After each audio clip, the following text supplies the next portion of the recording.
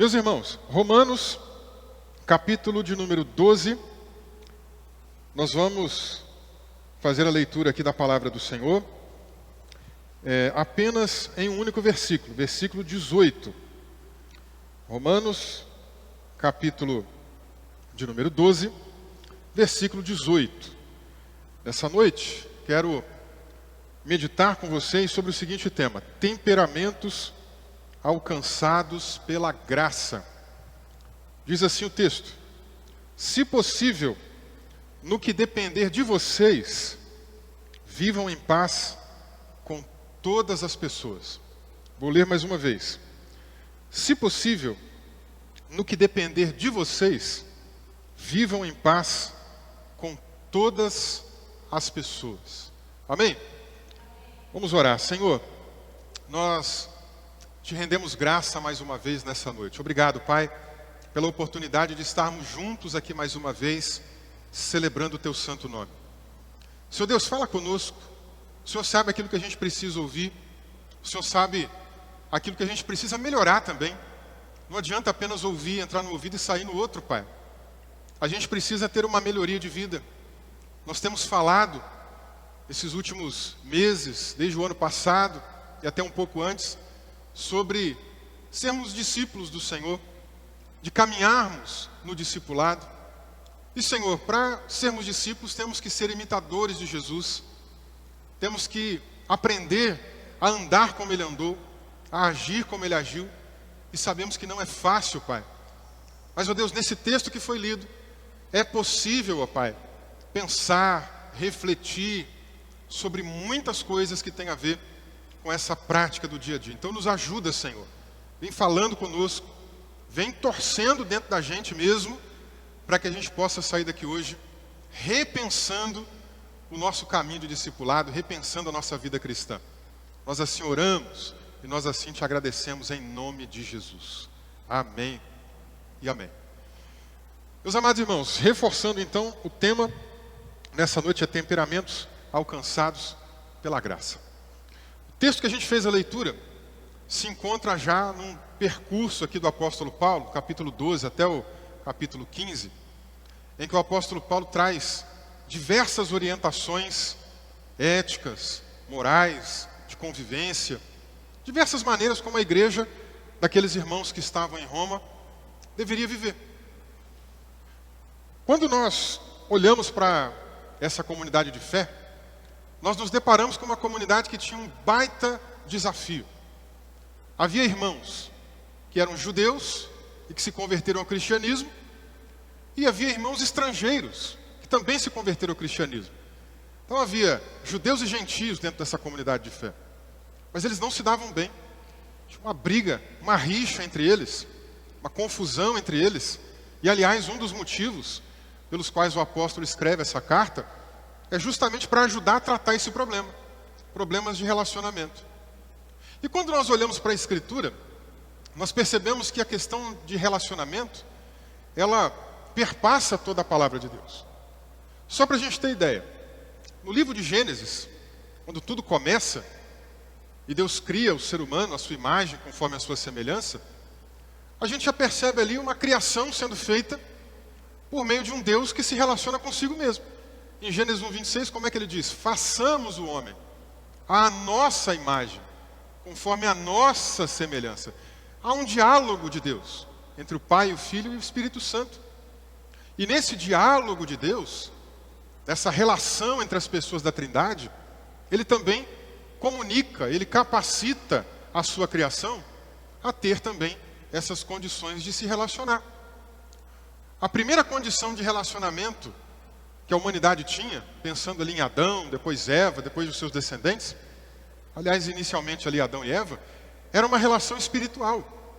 Essa era o primeiro grau de relação ou de relacionamento que passou a existir. Você vai lembrar comigo que todos os dias na viração do dia, o Senhor falava com Adão, visitava Adão. Havia ali uma relação espiritual entre Criador e criatura. Nós também vamos encontrar, ainda na sequência de Gênesis 1:26, logo depois de Deus dizer, façamos o homem à nossa imagem, etc. Ele diz, domine ele sobre os peixes do mar, as aves do céu e etc. Nós temos ali então o segundo tipo de relacionamento, que é com a própria criação. Adão, posteriormente a sua esposa Eva, deveriam também se relacionar com a natureza, com os seres vivos que foram criados, o reino animal, mas também deveriam administrar com sabedoria os recursos que Deus estabeleceu no reino mineral, e de tudo mais que existia naquele tempo. Então era imprescindível que eles se relacionassem da maneira correta. Quando a gente lê, inclusive esse verbete, domine, não é como a gente pensa no português hoje, de um domínio de alguém por cima e outro por baixo. É um domínio numa relação em que ambas as partes deveriam sair ganhando, gente. Lá na frente, no livro de Levítico, para a gente ter ideia, é mencionado que quando um hebreu ficasse endividado, ele poderia se vender ou vender algum parente como escravo, e a outra pessoa que tomaria aquela pessoa que estaria sendo vendida como escravo para pagar a dívida, deveria tomar aquela pessoa, ou melhor, dominar aquela pessoa como um irmão. E aí é a mesma palavra que é usada aqui em Gênesis 1:26, lá na frente em Levítico também é usado para descrever como era essa relação. Uma relação que as duas partes sairiam ganhando. Uma relação em que a pessoa que está tomando a outra para pagar a dívida deveria tratar com humanidade, deveria tratar com tranquilidade. Da mesma maneira, quando Adão fosse cuidar do planeta, dos recursos que foram estabelecidos, não era simplesmente para ele sair usufruindo de tudo, gastando tudo, acabando com tudo, como acontece hoje. Mas uma relação, como eu disse, que as duas partes deveriam sair ganhando. Mas não é só isso.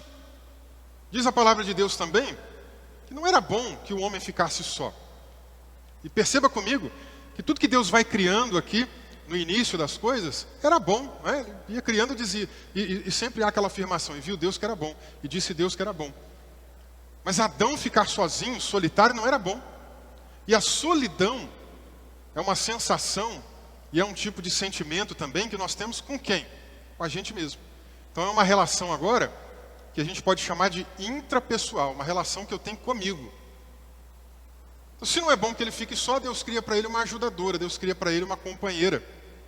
E nós temos agora um quarto nível de relação, uma relação com o próximo, uma relação interpessoal. Se você olhar então a palavra de Deus, ela vem traçando todos esses tipos de relacionamento.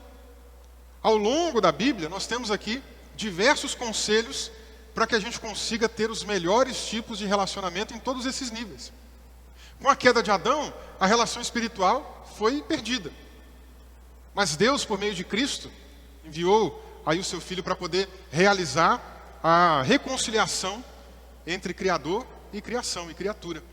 Lá em 2 Coríntios 5,18 diz exatamente isso. Deus estava reconciliando consigo o mundo por meio de Cristo. E Ele depois deu essa tarefa para a gente também. Diz ali a continuidade de 2 Coríntios 5,18, que Ele também nos deu o ministério da reconciliação. Então nós também estamos aqui nesse mundo e na igreja para colaborar nessa missão de reconciliar as pessoas com Deus. Por isso nós levamos o Evangelho, por isso nós levamos a palavra de salvação. Mas nós também na reconciliação somos pessoas usadas por Deus como instrumento para ajudar nas demais relações que foram mencionadas. E aí quando nós olhamos para a carta aos Romanos, eu me pego aqui agora diante de uma relação complicada.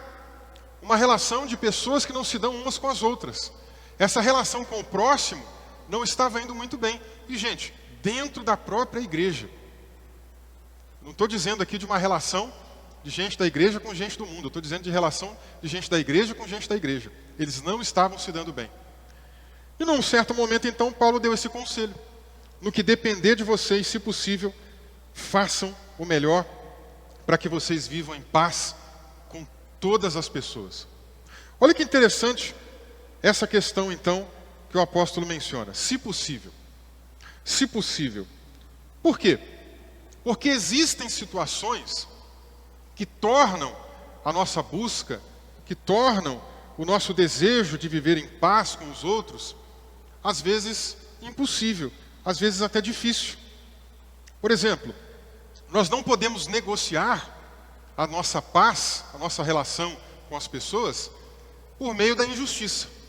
Se a gente perceber uma situação de injustiça, a gente não pode simplesmente ficar calado, achar que é normal, achar que é ok, que não tem nenhum problema. Então aquilo vai me custar paz, mas eu preciso se eu estou vendo uma injustiça, se eu estou vendo uma coisa errada acontecer, se eu estou vendo alguém maltratar o outro, eu preciso ser boca de Deus para interferir, para fazer alguma coisa, para falar alguma coisa. Não posso simplesmente achar que aquilo deve seguir daquela maneira. Não posso também negociar a paz com a verdade.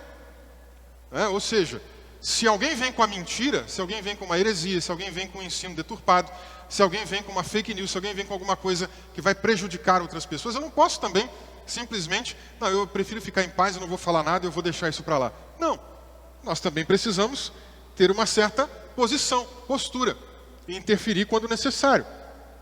Há situações que também podem impactar nessa questão aqui da possibilidade, né? Paulo fala, se possível, que é quando envolve a nossa honra. Se alguém mexer com a sua honra, se alguém, de repente, fizer alguma coisa contra a sua família, não é o tipo de coisa que você pode simplesmente também ficar calado e aceitar. Você precisa também se levantar, você precisa também se colocar ali diante daquela situação e falar alguma coisa, fazer alguma coisa. Você não pode ver a sua família ser prejudicada e ir embora como se não tivesse acontecido nada. São coisas também importantes para a gente pensar. Não quer dizer que você simplesmente vai agir com sangue quente, com a cabeça quente, falando que não deve, ou até fazendo que não deve, né? Mas alguma coisa precisa ser feita.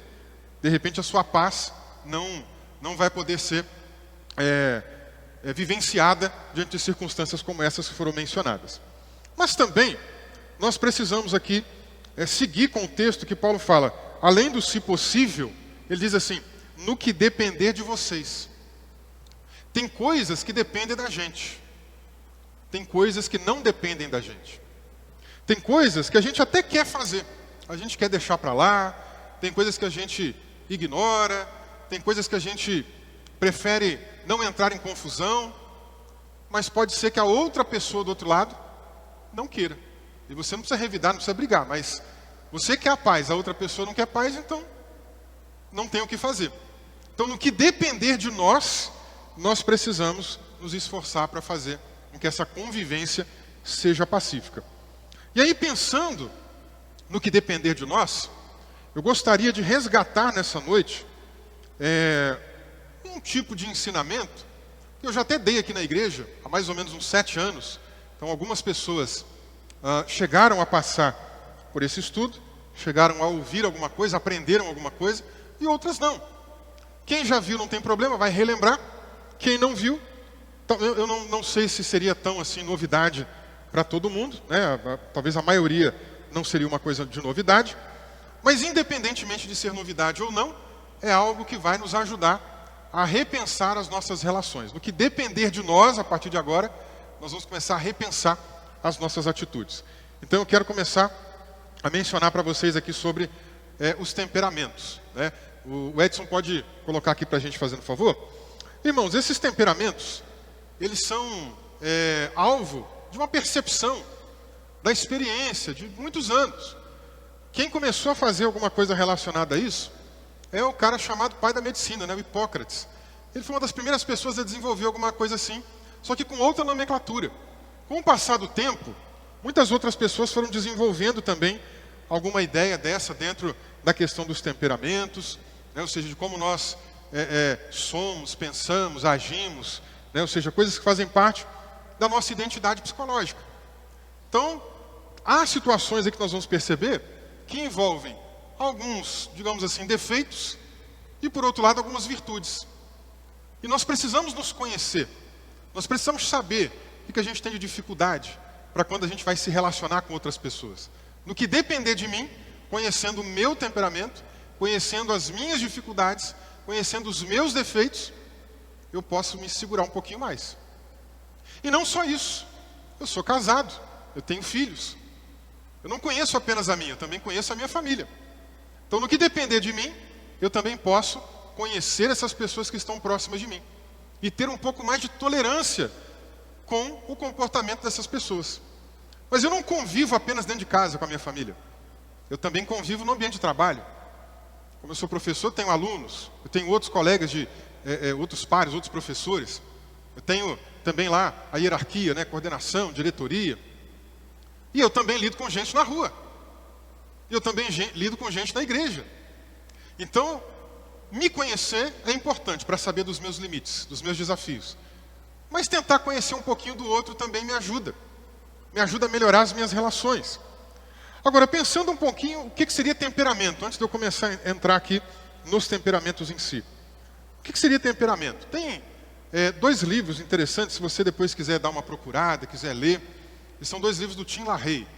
Temperamentos transformados pelo Espírito e temperamentos controlados pelo Espírito. São dois livros interessantes. Você pode procurar por aí, de repente comprar, né, e fazer a leitura que vai ser útil para o seu crescimento. Mas há um momento que ele define o que é temperamento. Ele diz assim, preste atenção comigo. Temperamento para ele é a combinação de características congênitas. O que é congênito? É aquilo que a gente já herda, tá? Já vem dos nossos pais, né? Aquilo que é de nascença, tá bom? Então são características de nascença que subconscientemente afetam o nosso procedimento. Ou seja, a gente às vezes nem percebe. Já viu que às vezes alguém fala contigo, você falou tal coisa, você falou de tal maneira? A pessoa, não falei. Às vezes você nem percebe que está sendo de um jeito ou falando de um jeito, porque é do seu subconsciente. Acaba fazendo parte aí do seu dia a dia. Outra coisa que esse autor também comenta, que eu achei interessante trazer aqui para a gente pensar um pouquinho sobre a questão dos temperamentos. Ele diz que essas características todas, que como é uma combinação de características, né?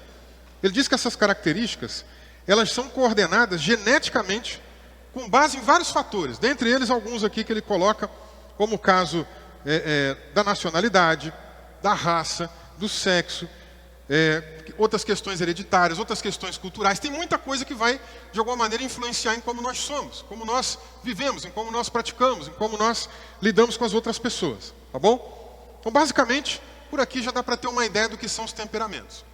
Agora é o seguinte, quais são esses temperamentos? São 4 temperamentos. Quais são eles? O colérico, o sanguíneo, o melancólico e o fleumático. Então a gente vai falar um pouquinho agora a respeito de cada um deles, tá bom? A gente vai ver aqui justamente aquele caminho que eu mencionei. Os desafios, né, ali aqueles defeitos, e em seguida também as qualidades. Deixa eu ver se já está aqui atrás. Pode ir. Vamos começar então pelos defeitos, começando pelo colérico. E aí, gente, aqui faça o seguinte. Faça uma análise, tente ver com qual você se identifica mais. Ninguém aqui tem um único temperamento sozinho, tá? Há combinações. Então, assim, de repente, você vai ter um dominante. Talvez o colérico seja o seu dominante, talvez seja outro. E talvez um pouco de cada um dos outros também acabem fazendo parte aí do seu temperamento também. Mas sempre a gente vai ter um dominante, um que tem mais características. Então, observe cada um deles. E observe eles pensando na sua vida. Pensando nos seus desafios, de como você pode ser um cristão melhor. Começando pelo colérico. Na Bíblia, se a gente for pensar aqui numa pessoa que tem um temperamento parecido com esse daqui, ou o que eu até diria que tem esse temperamento, é o apóstolo Paulo. O colérico a gente já pensa logo naquela pessoa mais nervosa, né, aquela pessoa que já fala muito o que vem na cabeça, né, depois ele pensa no que ele falou, ou até nem pensa também. Então vamos ver aqui algumas das características que essa pessoa tem. Primeira delas, é uma pessoa iracunda. O que é uma pessoa iracunda? É aquela pessoa nervosa, é uma pessoa brava, é uma pessoa que toda hora que você vai conversar com ela, parece que ela está brava com alguma coisa. Às vezes não é nem que ela está brava, às vezes é só o jeito mesmo dela, né, de se pronunciar, de conversar, tá bom? Outra característica, costuma ser uma pessoa também sarcástica. Então isso aqui eu estou pensando no defeito, tá bom? Ou seja, aquela pessoa que você está chamando a atenção, repreendendo, falando alguma coisa, ela está debochando, ela está sendo irônica, ela não recebe o que você está falando, ela fica zombando, tá? Outra característica negativa, uma pessoa impaciente. Ela não tem muita paciência para ver as coisas acontecendo, né? Se a coisa demora muito, ela vai lá e faz logo do jeito dela, não tem muita paciência. Tem a tendência de ser alguém prepotente, de ser alguém com aquela característica de que não precisa de ninguém, é orgulhosa, né? E aí, lá para baixo, inclusive, aparece aqui autossuficiente, porque vai nessa mesma direção. Ou seja, uma pessoa que, nesse sentido, não precisa de mais ninguém, tem o seu orgulho, não é muito dada a pedir desculpas, a pedir perdão, tá? E ela acaba, então, colocando para fora esse tipo de característica. Outra coisa aqui, então, que também aparece, a intolerância, como é uma pessoa que não tem muita paciência, ela também às vezes não tolera muito as coisas demorando a acontecer e ela quer fazer a coisa acontecer logo. Além disso, ela tem uma tendência de ser mais vaidosa, é o tipo de gente que gosta de mostrar, digamos assim, que olha o que eu estou fazendo, como é bom, como é melhor. Ela tende a engrandecer o que ela faz, né? A mostrar que o que ela faz é melhor do que o de todo mundo e etc. É uma característica geralmente muito presente na pessoa que é colérica. Também tem a questão da insensibilidade, né? Geralmente é uma pessoa insensível. É aquilo que eu falei, ela fala para depois pensar, ou talvez nem pensar no que falou. Então ela acha que está sendo simplesmente ali uma pessoa honesta, que está sendo uma pessoa que não está escondendo, está sendo transparente, mas na verdade às vezes ela fala coisas muito duras sem pensar se vai machucar o outro que está ouvindo, né? E por último aqui, a gente também tem essa última característica negativa, que é a tendência de o colérico ser alguém astucioso, ou seja, alguém fingido, né? Ou seja, a pessoa às vezes pode ter a tendência de ser um pouco duas caras, tá? É uma tendência, gente. Não quer dizer que a pessoa sempre vai ter todas essas características, mas é uma tendência. E é bom a gente conhecer, ou se conhecer, se você se identificou até aqui com boa parte do que foi dito, pode ser que você tenha esse temperamento, nós vamos falar das qualidades também, mas é uma coisa para você pensar. São defeitos que eu tenho, são desafios que eu tenho, são coisas que eu posso tentar melhorar, que eu posso vir a ser um crente melhor, né? Mas nem tudo é ruim. A gente também tem um lado das qualidades. Vamos ver as qualidades aqui dessa pessoa que tem o temperamento colérico. Vamos lá. Pode passar. A pessoa que tem o temperamento colérico, algumas qualidades agora. Nós temos aqui uma pessoa mais enérgica. Isso pode ser ruim, mas aqui está tratado como algo bom, né? Ou seja, aquele sentido daquela pessoa mais animada, aquela pessoa que está mais envolvida, aquela pessoa que está presente em tudo. Ela tem mais energia para poder ajudar a fazer as coisas acontecer. É alguém mais resolvida, resoluta, ela já sabe o que quer, então é difícil ficar mudando de opinião, né? Se ela quer aquilo, é aquilo, ninguém vai ficar tirando ela daquela ideia. Se por um lado a tendência de ser independente pode ser negativo, por outro lado pode ser bom também, porque às vezes nós nos deparamos com algumas circunstâncias de gente que não quer ajudar. Assim, tem hora que você, puxa, queria gente para ajudar, queria gente para fazer, não vem ninguém. Já que não vem ninguém, eu também não vou desistir não, eu vou fazer. Então pode ser bom, às vezes a pessoa vai lá e faz sozinho. Tem uma tendência de ser mais otimista, de querer ver a coisa acontecendo e pensar positivamente que aquilo vai acontecer. Tem também aqui uma qualidade de ser uma pessoa mais prática, não ficar pensando tanto, né? Ela gosta de ir lá e agir, ela gosta de executar mais as coisas, de fazer a coisa acontecer. Por isso ela também tem uma tendência de ser mais eficiente, decidida, dentro da ideia de resoluta também, né? Cabe muito aqui nessa ideia. Geralmente tem uma tendência também de ser uma pessoa que toma a frente, que tem ali uma certa liderança. E audaciosa. Assim como ela também não pensa muito para falar, às vezes ela também não pensa muito para fazer. Ela é meio corajosa, né? É audaciosa, ela pega a coisa e faz. Se vai dar certo ou não, é outra história, né? Mas ela tem um pouco mais de coragem do que talvez outros temperamentos. Tá bom? Vamos para o segundo temperamento agora, que é o temperamento sanguíneo. Vamos lá, Edson, pode passar. Vamos começar com os defeitos. Com relação aos defeitos, veja aqui. Antes de eu mencionar aqui, né, os defeitos e as qualidades, eu falei que Paulo era um exemplo de alguém colérico, e alguém sanguíneo também na Bíblia, nós temos um bom exemplo, que é o apóstolo Pedro. Se por um lado o colérico é aquela pessoa explosiva, né, mais faladeira, etc., o sanguíneo já é aquela pessoa mais impulsiva. Ela também tem um pouco dessa característica de fazer, depois pensar e tal, mas tem algumas outras situações aí um pouco mais específicas que a gente vai abordar. Então veja comigo aqui alguns dos defeitos. Primeiro defeito aqui que a gente traz é uma pessoa pusilânime, é uma palavra que a gente não usa no nosso vocabulário, então a gente quase não usa lá no dicionário, né? Aqui no dia a dia ninguém usa isso. Então eu já coloquei até entre parênteses aqui para você saber. Uma pessoa medrosa, ela tem a tendência de ser uma pessoa medrosa, se acovarda, né? Se você lembrar de Pedro, Pedro foi essa pessoa, né? Ele está lá com Jesus, impulsivo, né? Mestre, eu estou contigo para o que der e vier. Se o senhor for preso, eu vou preso junto. Se eu morrer, eu vou morrer junto. Tá, o dia que Jesus foi preso, cadê Pedro? Ele está lá no cantinho, escondido e com medo, né? O pessoal, você anda com ele. Não, eu nem conheço ele. Então tem um pouco desse problema também, né? Tem aqui a situação dessa pessoa também ter uma tendência de ser volúvel, ou seja, uma pessoa inconstante. Uma hora ela começa uma coisa, não termina, começa outra, não termina, começa outra, não termina. Parece que nunca consegue terminar as coisas, né? Então tem gente que às vezes não é simplesmente porque ela tem algum outro tipo de problema. Às vezes pode ser do temperamento. E se conhecer é bom para a gente também ter mais perseverança, caso você se identifique aqui com o sanguíneo, tá bom? Outra característica, uma pessoa mais indisciplinada. Então como ela começa e não termina, né? Então ela não tem muita disciplina. Ela vai, no meio do caminho para, já começa outra coisa, faz 5, 6, 7, 8, 10 coisas ao mesmo tempo, não consegue terminar nenhuma, não é? Então essa é a grande dificuldade do sanguíneo. Também é uma pessoa impulsiva, age muito no momento, então ela é muito levada pelo impulso, pelo agora. Se agora meu coração está queimando, eu vou e faço. Se agora meu coração está com raiva, eu faço também alguma coisa errada. Se agora também eu estou calmo, enfim. É o grande perigo, né, da gente ser levado pelo impulso, pelo momento. Há também uma dificuldade relacionada à pessoa ter segurança das coisas que faz. Geralmente ela também é um pouco insegura. Ela depende às vezes um pouco da confirmação de outras pessoas, né? Faz isso mesmo. Então ela fica sempre pedindo muita opinião antes de tomar alguma decisão. Tem aqui também a situação de ela poder ser uma pessoa egocêntrica, pensa muito nela, né? Pensa muito em si própria. Barulhenta, quando é colocado aqui, essa pessoa barulhenta, não é que ela sai fazendo barulho, é que ela fala mais alto, ela é mais extrovertida geralmente, tá? A gente vai ver que o colérico e o sanguíneo são mais extrovertidos. São pessoas que falam mais, dialogam mais, fazem mais amizade, estão sempre brincando.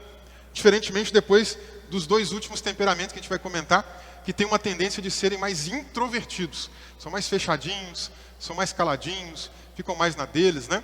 Ele não, esse aqui já é mais falador, conta caso, né? Parece que quando está num ambiente assim, numa roda, numa conversa, é aquela pessoa que sobressai, né? Ela consegue puxar as atenções para ela, tá bom? Outra tendência de ser uma pessoa exagerada.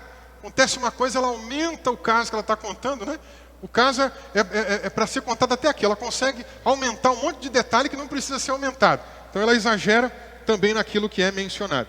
E também tem a tendência de ser uma pessoa medrosa, né? Como um outro defeito aqui possível da pessoa que tem esse temperamento. Mas vamos às qualidades, né? Porque a gente também quer saber o que tem de bom nessa pessoa. Veja aqui que todo mundo tem coisas boas e tem algumas coisas que tem que vigiar, né? Então vamos também saber o que tem de bom com o sanguíneo. Vamos lá? Algumas qualidades. É uma pessoa mais comunicativa. A gente acabou de dizer aqui que é alguém extrovertido. Então ela tem essa tendência, né, de falar mais, de conversar, puxar assunto. É uma pessoa mais comunicativa. Devido a essa característica, né, de estar sempre ali mais em evidência, ela também acaba se destacando. Então é uma pessoa destacada. É uma pessoa também entusiasta. É aquela pessoa, como ela é levada pelo momento, se o momento é de empolgação, ela faz todo mundo ficar empolgado junto. O problema é depois, né? Porque um dos defeitos do sanguíneo é justamente aquela volatilidade, né? Agora, nesse momento, ele está empolgado. Amanhã ele já esqueceu o que aconteceu, né? Eu já tive pastores que estiveram aí cuidando, né, da gente lá e tal, né? Já foram nossos pastores que tinham esse temperamento. Então, na hora que você está ali com ele, não, eu vou fazer isso contigo, vamos fazer tal coisa. No outro dia já não vai fazer mais, já esqueceu, já não lembra mais, já mudou de ideia, né? E aí a gente fica às vezes meio frustrado com gente assim. Mas quando a gente passa a conhecer, a gente entende um pouquinho da dificuldade que a pessoa tem, né? E da gente não se deixar levar pela empolgação da pessoa também no momento, né? Mas pode ser uma coisa boa, pode de repente ajudar a gente a empolgar aí também quando for necessário. Tem a tendência de ser uma pessoa afável, ou seja, alguém que tem ali uma facilidade, né, de fazer amizade, de ser mais cortês, mais ali alguém educado, né, nesse sentido. Então isso também é positivo para esse temperamento. É alguém simpático, vai nessa mesma direção, por isso que alguém consegue fazer amizade com mais facilidade. É um bom companheiro. Se você parar para conversar com o sanguíneo, geralmente ele vai te dar atenção, ele vai ouvir o que você tem a dizer, ele vai ser uma pessoa que tem conselhos para te dar ali, inclusive também. Vai ser alguém compreensivo, né? Vai conseguir ter empatia com você naquele momento, né? O perigo é o que eu falei, empatia naquele momento. Daqui a uma semana pode ser que a empatia tenha ido embora, né? Mas tem muito dessa situação. Naquele momento a pessoa, se bobear, ela arranca tudo que ela tem da carteira, te dá, te ajuda. Daqui a uma semana, não, eu falei que ia te dar? Não vou dar não. Então tem um pouco desse problema também aqui com o sanguíneo, né? Mas é compreensivo, é crédulo, né? Ou seja, te dá um voto de confiança, ouve você, acredita no que você está falando, não fica duvidando. Será isso que essa pessoa está dizendo? Não sei não, hein? Ela ouve você, te dá atenção, né? E por último, tende também a ser uma pessoa esperançosa. Tende a ser uma pessoa otimista nesse sentido, a ter esperança. Vai melhorar. Ainda não está bom, mas vai ficar melhor, né? Então, tende também a ter essa característica aí. Vamos mudar agora de temperamento. O terceiro temperamento agora é o temperamento melancólico. O melancólico, gente, já é agora uma outra pessoa que tem uma característica completamente diferente. Os dois primeiros, como eu mencionei, são extrovertidos. São mais para fora, né? Falam mais, conversam mais, fazem mais amizade. Esse aqui agora não. O melancólico e o último, fleumático, são mais introvertidos. São mais na deles. Às vezes parece que são tímidos. Parece às vezes que não querem falar muito, não interagem muito. Às vezes estão no mundinho deles. Mas é do temperamento. Então não é para a gente simplesmente isolar também essas pessoas, né? Mas conhecer o jeito dessas pessoas, né? Mas vamos lá. O melancólico. Um exemplo bíblico de alguém que tinha esse temperamento era Jeremias. Você lê inclusive o livro de Lamentações de Jeremias, você vai entender bem o que era um melancólico, tá bom? Vamos lá. Alguns defeitos do melancólico. Primeiro defeito, tende a ser uma pessoa egoísta. Em que sentido, gente? No sentido de todo mundo está passando problema, mas o problema dele ou o problema dela é o pior de todos. Aí você conta, não, mas eu tenho esse problema aqui também. Não, mas não é igual o meu. O meu você não sabe, o meu é desse tamanho, né?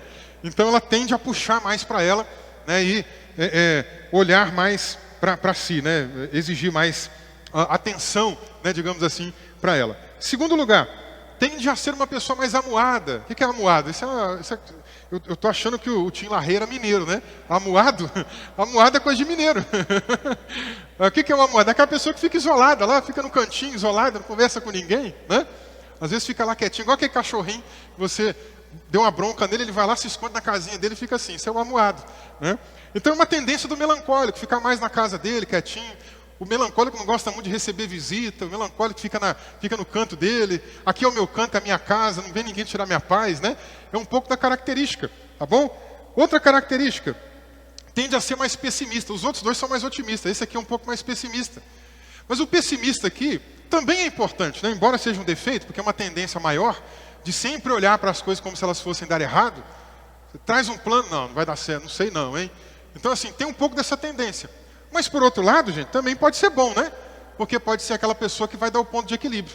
Já pensou se todo mundo bate no seu ombro e fala, é isso mesmo, vai lá, vai dar certo. Não, tem que ter alguém também para de vez em quando dar uma puxada na gente, para a gente olhar outras coisas que estão ao nosso redor, né?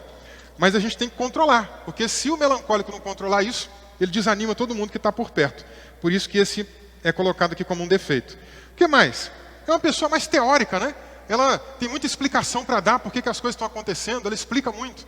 Olha, eu tenho esse problema, eu tenho essa situação, mas é por isso, é porque aconteceu aquilo, é porque em tal momento deu tal coisa. Então ela tem explicação para tudo. Já viu aquela pessoa que você chama atenção e ela não reconhece, ela não fala assim, não é verdade, o que você falou, realmente eu tenho esse problema aí, eu errei, eu pisei na bola. Não, ela tem explicação para tudo, ela nunca vai dar o braço a torcer, né? É um tipo de característica também do melancólico. Outra característica, né? Uma pessoa mais confusa, né? No sentido de que uma hora ela está querendo uma coisa, daqui a pouco ela quer outra coisa, agora ela pensa de um jeito, daqui a pouco ela pensa de outro. Então, também pode, às vezes, ir para esse lado da confusão e nos confundir um pouquinho também, né? Quando nos relacionamos com essa pessoa. É uma pessoa que tende a ser mais antissocial, né? Ou seja, bem a ideia do amuado, né? Bem aquela ideia também, a pessoa fica mais no cantinho dela. Lá em Minas a gente tinha um irmão que era melancólico. Eu conhecia bem ali o temperamento dele. E eu lembro que assim, às vezes algumas pessoas falavam, fulano de tal é metido, não conversa com ninguém, não fala com ninguém. Eu falava, não é que ele é metido, é o jeito dele.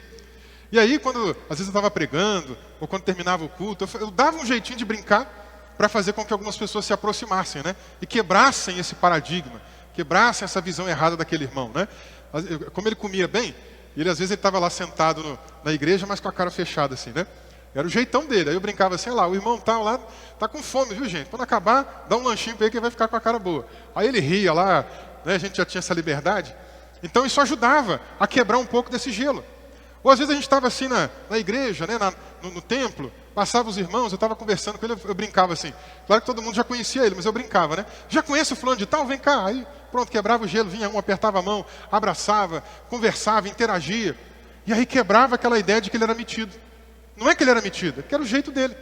É o tipo de gente que se você chegar e conversar, ele vai conversar. Talvez com poucas palavras, mas vai conversar, vai te dar atenção. Se você não falar nada, ele também vai ficar ali sem falar nada. É o jeito da pessoa. Não é que a pessoa é metida, não é que a pessoa tem nenhum outro tipo de problema. Mas faz parte do temperamento, percebe? Outra característica, por ser uma pessoa mais observadora, mais atenciosa, né? Ela também tem uma tendência de ser mais crítica. Ela observa muito, muito detalhista. E às vezes vai encontrar alguns defeitos que também estão por aí. Às vezes defeito no parceiro, na parceira, defeito na igreja, defeito no trabalho, defeito na rua, defeito em tudo, né? Então é uma tendência. Essa pessoa também precisa ter esse senso de vigilância, para não ser uma pessoa tão ácida, tão crítica, né? Para não apenas enxergar defeitos. Pode ser uma pessoa vingativa. É o tipo de gente que às vezes, se ela sofreu alguma coisa ruim, ela vai guardar aquilo ali durante muito tempo. A vingança não necessariamente no sentido dela fazer o mal contra o outro, tá? Mas muitas das vezes ali guardado no coração. Aí, sei lá, passou 5 anos, você acha que já está resolvido. De repente a pessoa solta aquela, tira lá não sei de onde, né? Mas ia 5 anos atrás quando você fez isso comigo? Né? O marido e a esposa, né? O marido e a esposa, de repente está lá, acha que está tudo bem. 20 anos atrás aconteceu alguma coisinha, algum probleminha que deixou o casal brigado. De repente, numa briga, ou o homem ou a mulher, né, que tem esse temperamento, arranca lá de novo, não sei de onde, né? Mas há 20 anos atrás, olha o que você fez comigo. Então tem essa tendência. É um cuidado que a gente também precisa ter. E a gente pode aprender com o nosso Senhor Jesus. Podemos aprender com o Pai dele também. O nosso Pai, o nosso Deus. Né, que não fica nos lembrando, nos acusando de coisas que a gente já cometeu no passado, né, gente? Se fosse assim, a gente estava enrolado, né? Mas podemos aprender com Deus, cujo perdão é um perdão que realmente muda a nossa vida. Outra coisa, tende a ser uma pessoa inflexível. Já ouviu aquele ditado 8 ou 80? Essa pessoa tende a ser assim, 8 ou 80, né? Estava dando aula esses dias lá em São Paulo, e aí uma aluna contou um caso de um problema que aconteceu lá na igreja dela, né? E assim, eu falei, meu Deus, eu não lidaria desse jeito, né? Fiquei pensando comigo. E de repente uma outra aluna pegou o caso, né, e falou assim, não, isso aí que você fez está errado, não pode ser assim, ou é desse jeito, ou é desse jeito. Aí eu brinquei com ela assim, você é 8 ou 80, né? Só que entre o 8 e o 80 tem um monte de número, eu brinquei com ela, né? Porque tem muitas outras possibilidades da gente resolver as coisas que acontecem com a gente. O problema é que às vezes a gente fica só entre a opção A e a opção B. Né? Parece que a gente só tem 2 coisas para tomar de decisão. E não, às vezes tem muitas alternativas. E essa pessoa que tem esse temperamento pode ter essa tendência de ser inflexível. É do meu jeito. Se não for do jeito dela, aí a chapa esquenta. Né? É um tipo de situação que também está presente no temperamento do melancólico. Mas, gente, o melancólico também tem muita coisa positiva. Vamos ver agora? As coisas positivas do melancólico, eu até esqueci de falar. Já até passou. O Edson tá à frente aí. Benção, Edson. Algumas qualidades, então, do melancólico. Primeira qualidade. É uma pessoa habilidosa.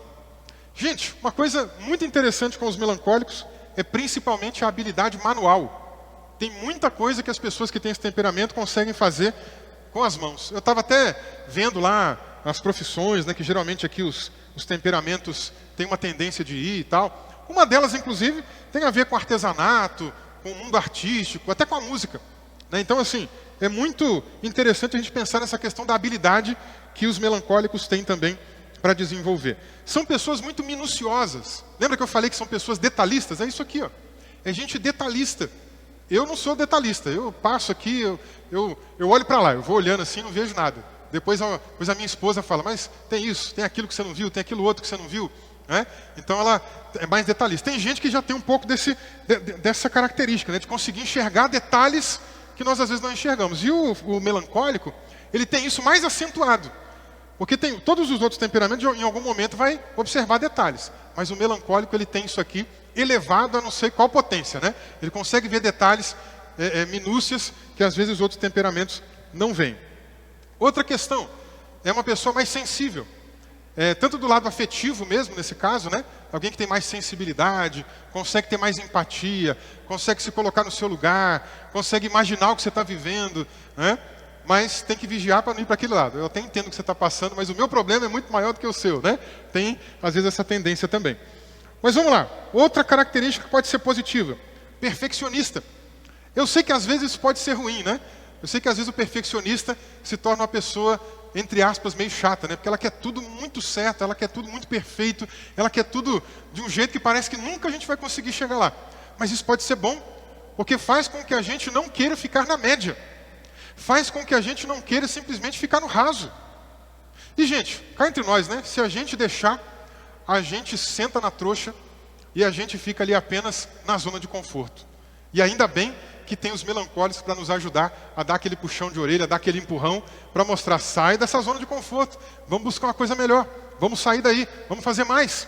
Graças a Deus por essa característica positiva do melancólico. O que mais? É uma pessoa esteta. O que é esteta? Vem da estética, né? Ou seja, uma pessoa que gosta de ver as coisas organizadas, bonitas, no seu devido lugar, arrumadas, né? Não é gente desorganizada. Aí, ó, por isso que eu não sou melancólico. Se deixar, eu fico desorganizado. Mas o melancólico não. O melancólico, ele gosta de tudo certinho. Parece, às vezes, até que tem toque, né? Transtorno obsessivo compulsivo, né? Mas não é. Muitas das vezes, é simplesmente mesmo essa ideia das coisas organizadas, né? O prazer de ver as coisas organizadas. E isso é importante, irmãos. A gente precisa mesmo de ter as coisas organizadas. Outro ponto positivo é alguém idealista. Não falamos que é perfeccionista? Também tende a ser idealista. Tende a querer ir para o mundo ideal. Se nós estamos fazendo uma coisa que ainda não está bem, qual é o ideal? Qual é o padrão que a gente precisa esperar?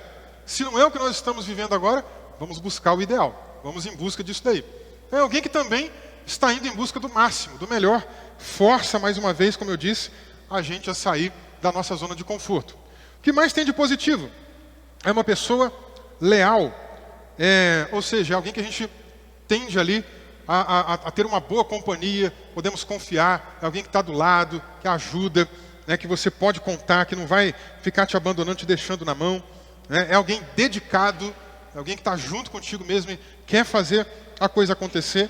E tem também aí como um outro ponto positivo, uma outra qualidade, a questão de ser uma pessoa cumpridora, né? Ela diz que vai fazer, ela faz. Diferentemente do sanguíneo. O sanguíneo que já é a pessoa que não é assim. O sanguíneo vou fazer. Aí daqui uma semana, tem como estender o prazo? Então ela fica toda hora negociando prazo, mudando, né? Porque ela é muito impulsiva, faz um monte de coisa ao mesmo tempo e não consegue terminar nada. O melancólico não. O melancólico, vamos fazer tal coisa? Peraí, primeiro deixa eu ver se eu consigo fazer. Aí ela primeiro vai confirmar se ela tem condição para te entregar dentro daquele prazo, para não deixar você na mão. Ela é mais certinha ali, né? Mais disciplinada com as coisas, tá bom? E por último, gente, o fleumático. O que é o fleumático agora também?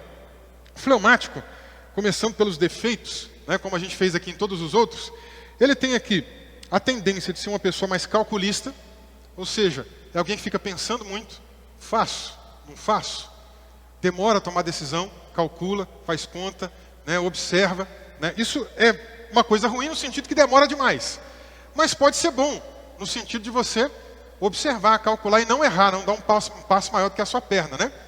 Mas é tipo aqueles homens que a esposa fala assim, eu preciso que você conserta tal coisa aqui em casa. Ele fala, não, pode deixar que eu vou fazer. 6 meses depois ele ainda não fez, né?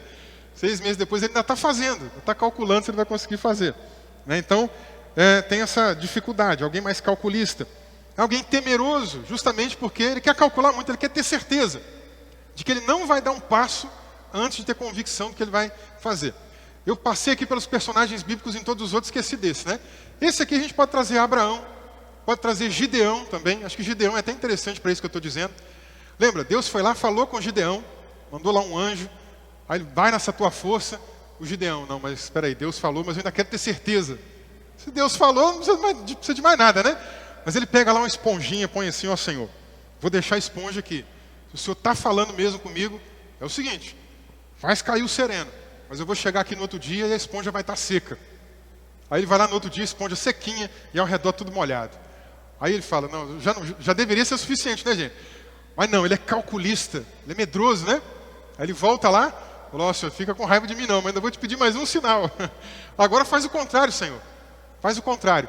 Não vai cair nada de neblina, nada de coisa aqui molhada, e a esponja vai amanhecer molhadinha.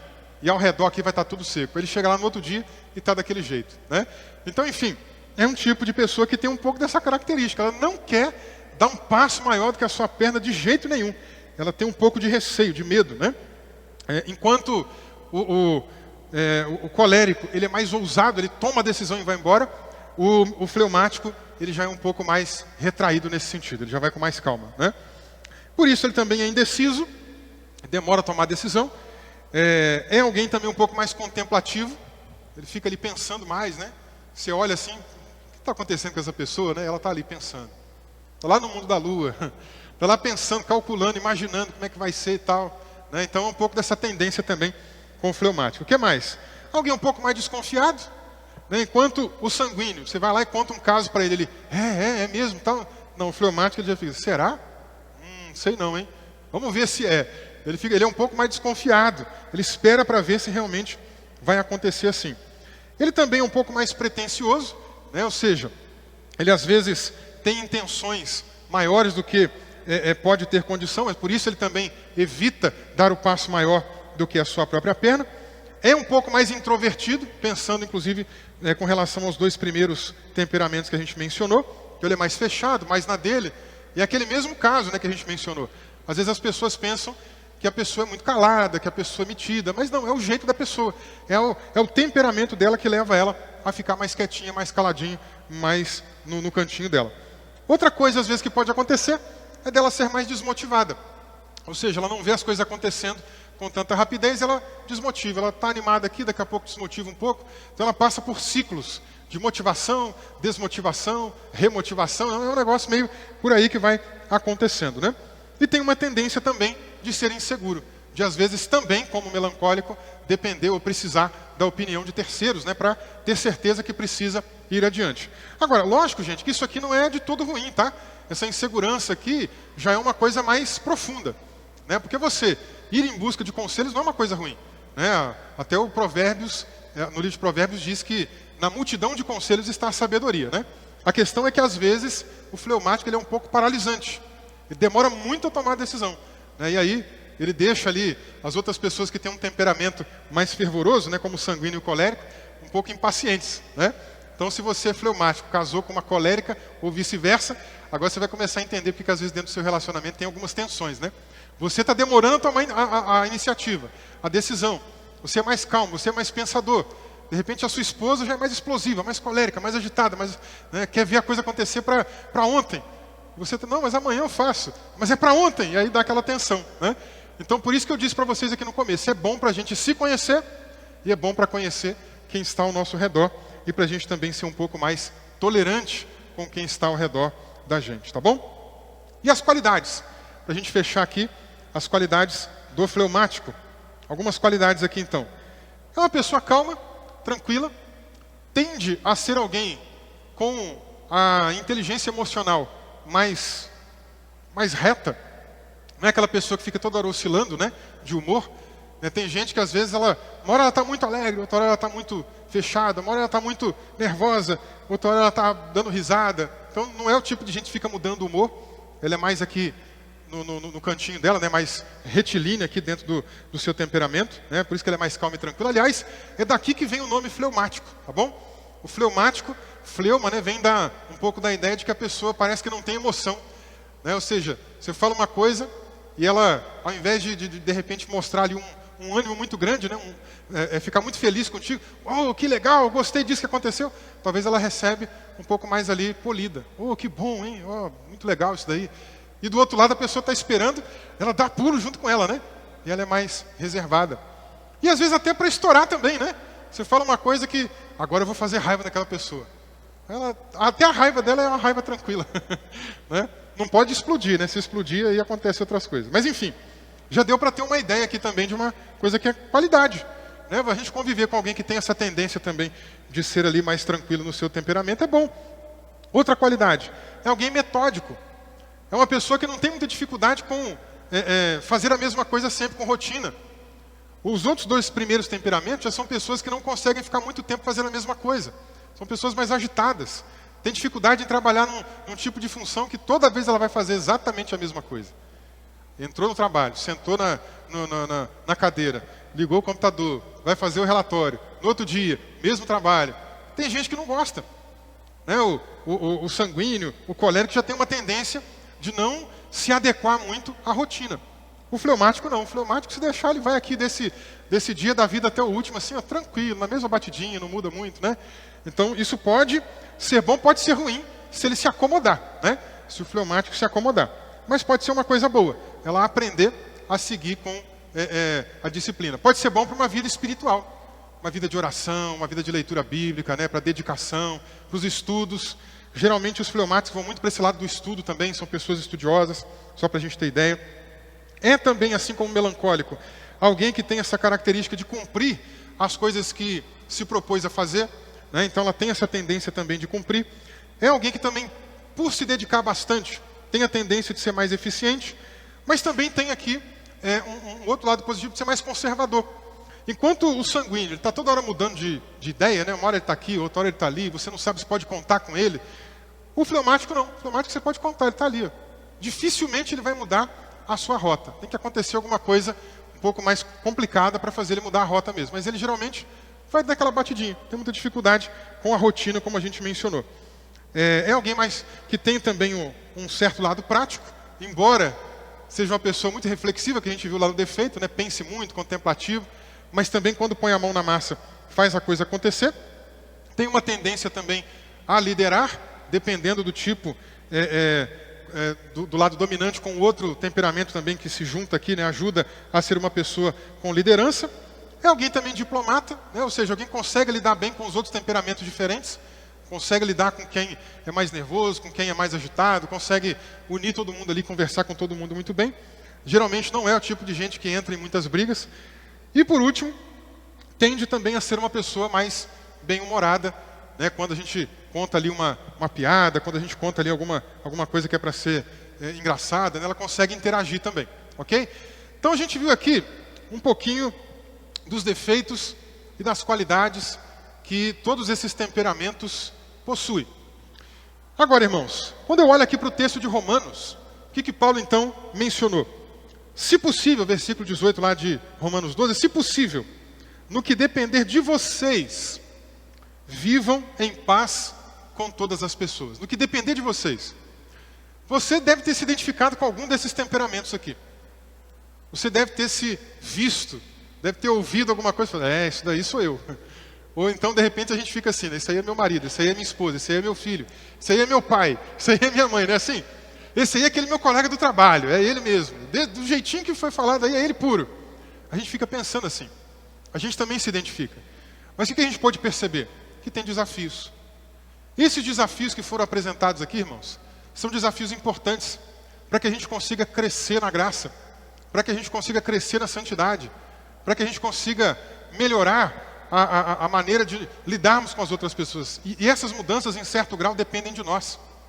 Nós, claro, precisamos do Espírito Santo. O tema aqui na mensagem é temperamentos que foram aqui impactados, transformados pela graça. A graça de Deus é que nos transforma.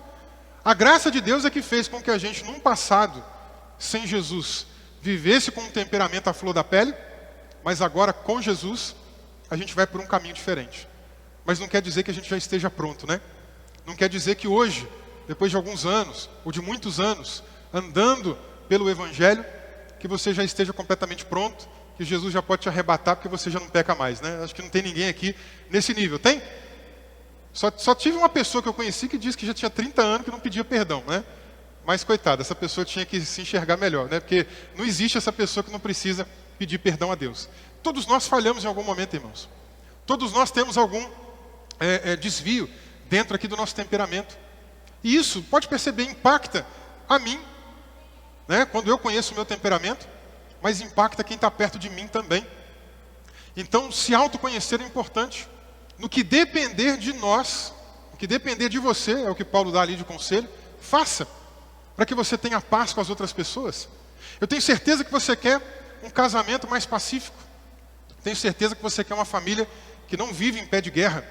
Eu tenho certeza que você quer entrar no seu trabalho e ter um momento de paz. Muito ruim, né? Estar no ambiente de trabalho que todo mundo arruma confusão, aquele ambiente pesado, aquele ambiente que você volta para casa tentando arrumar logo um outro trabalho, fugir daquele lugar. Nós não queremos isso para a nossa vida.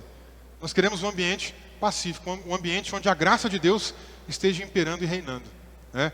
Então, de repente, na sua vida pode ter alguma situação é que quando foi sendo falado aqui, você percebeu, opa, esse defeito aí eu tenho, aquele defeito ali eu tenho, aqueles defeitos todos ali eu tenho.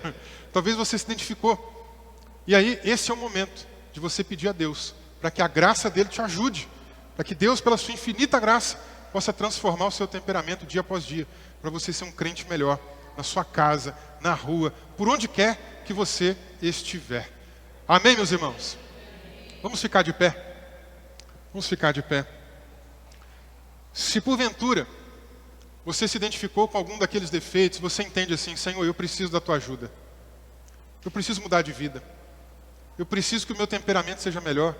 Eu quero ser um marido melhor, uma esposa melhor. Eu quero ser um pai melhor, uma mãe melhor, um filho, uma filha melhor. Eu quero ser um cidadão melhor. Quero ser um colega de trabalho melhor.